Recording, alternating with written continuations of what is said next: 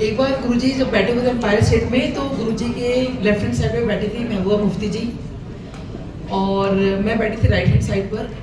तो गुरुजी ने जब उनको बोला चल चल 2 चपाती प्रसाद और खा ले तो सीएम बना दूंगा, और मैं वहाँ बैठ के सोच रही हूँ गुरुजी 2 चपाती प्रसाद को सीएम कैसे बन सकता है, और गुरुजी कह रहे खा ले।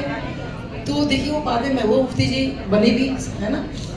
अच्छा, उसके बाद वो मुझे माथा टेकने गई गुरुजी को, उन्होंने जो भी बोला होगा तो गुरुजी कहते हैं वालेकुम अस्सलाम आंटी।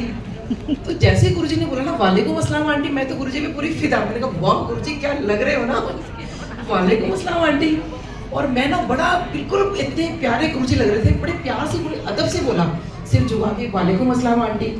और मैं माथा टेकने गई तो मुझे लगा गुरुजी मुझे भी बोलेंगे वालेकुम अस्सलाम आंटी, तो मुझे नहीं बोला गुरुजी ने। तो मैंने कहा अच्छा वो तो मुस्लिम इसलिए बोल दिया होगा, मन को समझाना पड़ता है ना। तो अब मैं घर गई और पूरा हफ्ता मेरा दिमाग खराब है, गुरुजी को वालेकुम अस्सलाम आंटी वालेकुम, अपने आप में बोले जाऊँ कि गुरुजी कितने प्यारे लग रहे थे, कितने प्यारे लग रहे थे, वालेकुम अस्सलाम आंटी। पूरा हफ्ता निकल गया। उसकी नेक्स्ट वीक जब मैं आई और माथा टेका तो गुरुजी कहते वालेकुम अस्सलाम आंटी।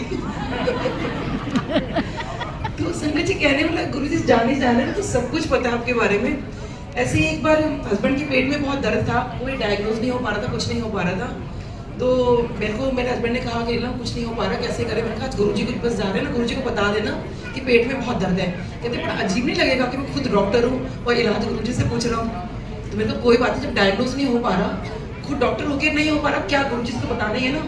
तो गुरुजी को माथा टेका तो कहते गुरुजी मेरे पेट में बड़ा दर्द है। कहते ले खुद डॉक्टर इलाज मेरे को पूछता पे।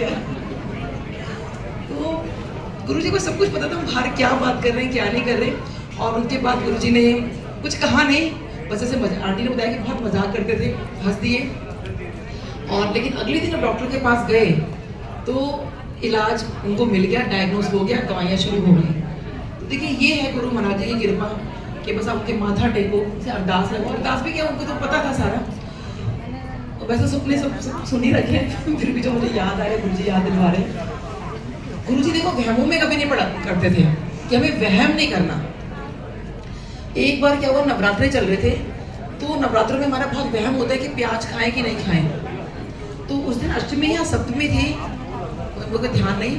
तो मैंने कहा आज मैं गुरुजी से पूछ लूंगी कि रोज घर में रहता था, बच्चे कह रहे थे मम्मी रोज जीरे की सब्जी नहीं खाई जाती और आप लोग हमेशा 9 दिन ऐसे कर देते हो। तो मैंने कहा मैं गुरुजी से पूछ लूंगी कि सब्जी मतलब प्याज खा लें या नहीं खा लें। तो कहते हैं ना बिन बोले सब कुछ जान जा। तो जब एम्पायर स्टेट में गुरुजी के मैं उस दिन लेफ्ट हैंड साइड में हम लोग लंगर करते, जब लंगर आया तो मैं गुरुजी को देख रही थी और बस ये पूछती थी, मैं तो बस गुरुजी लंगर करते मैं आपसे पूछूंगी प्याज खानी चाहिए कि नहीं खानी चाहिए। तो सोचिए संगत जी, सच में उस दिन जो तब लंगर की थाली आती है, पहली बार हुआ जो मेरे साथ, पहले कभी नहीं हुआ और दोबारा कभी नहीं हुआ, पहली बार था नवरात्रों के अंदर प्याज का प्रसाद था, गोल कटा हुआ प्याज का प्रसाद। और मैंने गुरुजी की तरफ देखा, गुरुजी मुस्कुरा रहे थे कि तेरे पूछने से पहले मैंने आंसर कर दिया, मुझे पूछने की जरूरत भी नहीं पड़ी कि प्याज खाना चाहिए कि नहीं खाना चाहिए। ऐसे एक बार हुआ कि दिवाली का दिन था, हमें पता चला एम्पायर में दिवाली सेलिब्रेट हो रही है। तो हम लोग जो थे वहाँ पर गए, तो उस दिन मेरे पास एक ड्रेस थी, अभी भी है, ब्लैक और गोल्डन कलर की। तो मुझे था भाई, मेरी मदर लोग पहने नहीं देते, काला और सफ़ेद कपड़ा हमारे मानते ना नहीं पहनना चाहिए, त्योहार वाले दिन तो बिल्कुल नहीं। तो मैंने कहा मदर लो वहाँ तो जाएंगे नहीं, आज बड़ा हैप बन के जाती हूँ, जितना अच्छा मैं तैयार हो सकती थी, क्योंकि गुरु जी के यहाँ पे होता है ना बड़े अच्छे से बन के जाओ। बहुत अच्छे से तैयार होके वो काले कपड़े पहनकर मैं गुरु जी के यहाँ चली गई। आधे रास्ते पहुँची तो मुझे यही लगा कि अगर बोले कोई काले कपड़े पहन के जाता है दिवाली वाले दिन, अगर गुरुजी ने कह दिया कि काले कपड़े पहनकर आता है तो मैं तो ये ड्रेस कभी पहन ही नहीं पाऊंगी। बड़ा मन खराब हुआ। अब जब मैं वहाँ पहुंची तो मेरे मन में बस ये विचार आ रहा था कि कोई काले कपड़ों में मिल जाए मेरे को, मैंने मेरी मैचिंग हो जाए कपड़ों से। जैसे आज गुरुजी शुक्राना, आज मेरी मैचिंग हो रही है गुरुजी को। तो मैंने जब मैं वहाँ पहुंची तो हर किसी को देखने, किसी ने काले कपड़े पहने, किसी ने काले कपड़े नहीं पहन रखे थे। मैंने कहा बस अब किसी ने नहीं पहन रखे काले कपड़े, मैं नहीं पहन रखे हैं, देखो एक अकेली ने। और गुरुजी ने अगर बोल दिया ना, चलो किसी को मुझे कोई फर्क नहीं पड़ता, अगर गुरुजी ने कह दिया कि काले कपड़े पहनते हैं तो मैं ड्रेस तो कभी नहीं पहन पाऊंगी। और संगत जी बस बिलीव मी, उस दिन वो जो मेरी मैचिंग थी उस दिन गुरुजी से थी। गुरुजी ने काले कपड़े पहने हुए थे, प्लस वो गोल्डन कुछ हुआ था जो मेरे कपड़ों का कलर था मैचिंग। तो ये हमारे गुरुजी, इसी को कहते हैं प्रैक्टिकल गुरु, जहाँ उन्होंने बताया कि वहमों में नहीं पढ़ना और ना ही इफ एंड बट लगाने लाइफ के अंदर। ये ऐसे मत करो वैसे मत करो। अब मैं जब डे 1 गुरु जी के पास गई थी तो गुरु जी ने मेरी सारी रिंग्स उतरवा दी थी, जो हम लोग पहनते हैं ना, स्टोन्स वगैरह पहनते हैं। तो मेरे जो एस्ट्रोलॉजर थे उन्होंने मेरे से कहा कि आपने रिंग्स क्यों उतार दी। अब उनको मैं बोल नहीं सकती मैं गुरु जी के पास जा रही हूँ। मैंने कहा नहीं, मेरे को ना इरिटेशन होती है हाथ में, इसलिए उतार दी मैंने। अब वो कहने लगे नहीं आप पहनो, आप पहनोगे तो आपके साथ बहुत अच्छा होगा, नहीं पहनोगे तो पता नहीं क्या हो जाएगा आपके साथ। अब इधर गुरु जी मेरी रिंग उतरवा चुके हैं और उन्होंने मेरे को इतना कन्विंस किया रिंग पहनने के लिए। तो सोचिए गुरु जी के मना करने के बावजूद कि रिंग्स उतार दो, और मैंने उतार भी दी थी। मैं गुरु जी के पास फिर गई, मैंने कहा गुरु जी वो एस्ट्रोलॉजर कह रहा है कि वो ना रिंग से बड़ा फायदा होगा। तो गुरु जी मुझे आज भी याद है, गुरु जी बैठे हुए थे और मैं गुरु जी के लेफ्ट हैंड साइड पे खड़े होकर मैंने कहा गुरु जी वो बोल रहा है बड़ा फायदा होगा। गुरु जी ने ऐसे मेरी तरफ देखा, कुछ नहीं बोला। मैंने कहा गुरु जी वो बोल रहा है बड़ा फायदा होगा।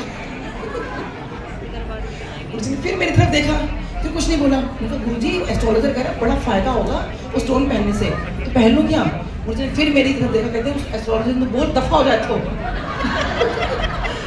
और ऑब्वियसली मतलब सुनते रहे उनको उसको बोला दफा हो जाए तो देखिए कैसे गुरु जी सब कुछ जानते हैं। और ऑब्वियसली उसके बाद तो पहनना भी नहीं था, लेकिन जिद करते हैं ना भगवान से कि हम ये कर लें, ऐसे कर लें, वैसे कर लें।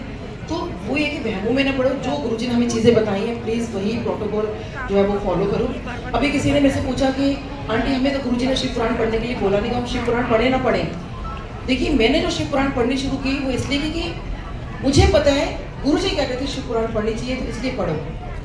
क्योंकि आंटी हैं उनको गुरु जी ने जब शिव पुराण दी तो वो देख के हैरान हो गई, कहती है गुरु जी शिव पुराण मैं नहीं पढ़ सकती इसको। कहते हैं शिव पुराण पढ़ो तुम्हें पता चलेगा कि मैं की करदा।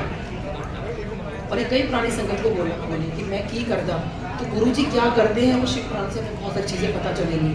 और वाकई जब मैंने पढ़ा तो मुझे लगा कि सच में गुरु जी क्या है। जैसे ऑटोबायोग्राफी योगी आंटी ने बताया, गुरु जी बोला करते थे, तो ये सब चीज़ें हमें पता चलेंगी कि गुरु जी मतलब हमारे क्या हैं। हालांकि अगर आप पुरानी संगत के सत्संग सुन लो उनमें बेसिकली ये आया, अगर आप शिव पुराण भी पढ़ोगे या योगीनंद वाली उनकी बुक भी पढ़ोगे तो बेसिकली उस टाइम के सत्संग है कि किसी का ऐसा हुआ फिर भगवान शिव ने ऐसा कर दिया, उनको बोला कल्याण हो, तो वो कल्याण हो तो हमारे सामने साफ बैठे ही हैं। तो सब कुछ उन पे छोड़ दो, कुछ इफ एंड बट मत करो।